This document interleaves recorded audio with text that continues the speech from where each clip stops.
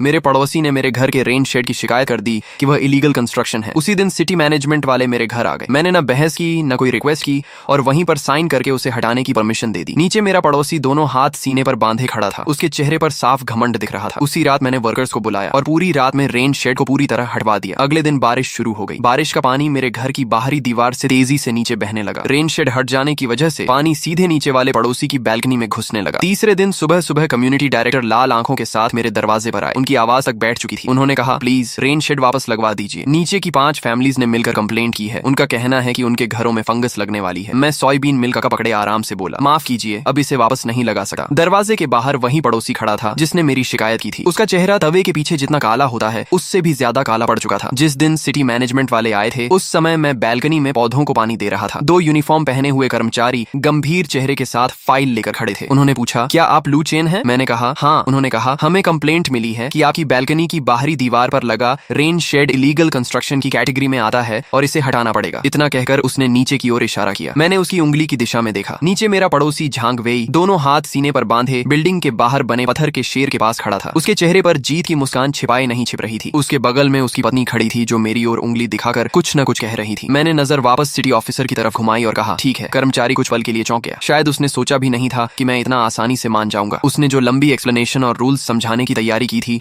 वह सब उसके गले में ही अटक गई। उसने पूछा, क्या कहा आपने? मैंने दोबारा कहा, मैं सहमत हूँ। डॉक्यूमेंट्स कहाँ हैं? मैं साइन कर देता हूँ। इस बार उसके पीछे खड़े युवा कर्मचारी भी हैरान रह गए। उन्होंने ऐसे बहुत से लोगों को देखा था जो इलीगल कंस्ट्रक्शन हटाने के नाम पर रोते चिल्लाते थे, लेकिन मेरी तरह सीधे मान जाने वाला शायद पहला इंसान था। टीम के लीडर ने जल्दी से फाइल से नोटिस निकाला और बोला, रूल्स के अनुसार आपको इसे खुद हटाने के लिए 3 दिन का समय दिया जाता है। अगर तय समय के भीतर नहीं हटाया गया तो हम फोर्सफुली इसे हटाएंगे। मैंने पेन लिया और नोटिस के नीचे अपना नाम लिख दिया। फिर बोला, 3 दिन